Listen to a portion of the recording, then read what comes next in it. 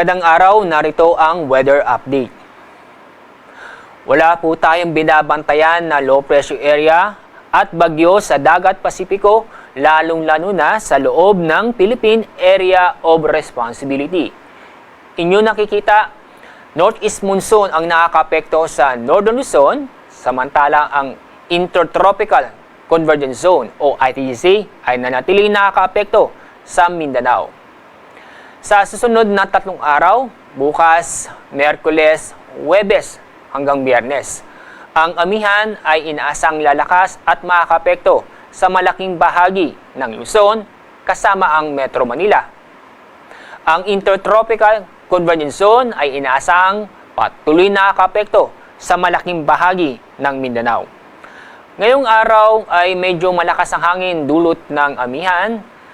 Although wala tayong gale warning, pinapayuhan namin ang ating mga kababayan sa Northern Luzon na mag-ingat dahil sa inaasahan po natin na magiging katamtaman hanggang sa maalon ang mga baybaying dagat sa Northern Luzon.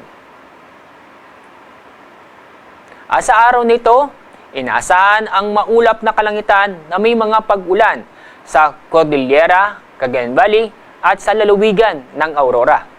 Samantala, ang nalabing bahagi ng Luzon ay magiging maganda at maliwas sa panahon ngayong araw. Pero may tsansa pa rin ng mga sandali o isolated na mga pag-ulan. Dako tayo sa Visayas at Mindanao. Unahin po natin ang Mindanao. Inyong nakikita, ang buong Mindanao ay magiging maulap ang kalangitan na may mga kalat-kalat na pag-ulan at thunderstorm. Pero sa Kabisayaan, maganda at maliwas sa panahon ngayong araw, pero may tsansa pa rin ng mga biglaang buhos ng ulan o isolated na pag-ulan dahil sa mga localized thunderstorm.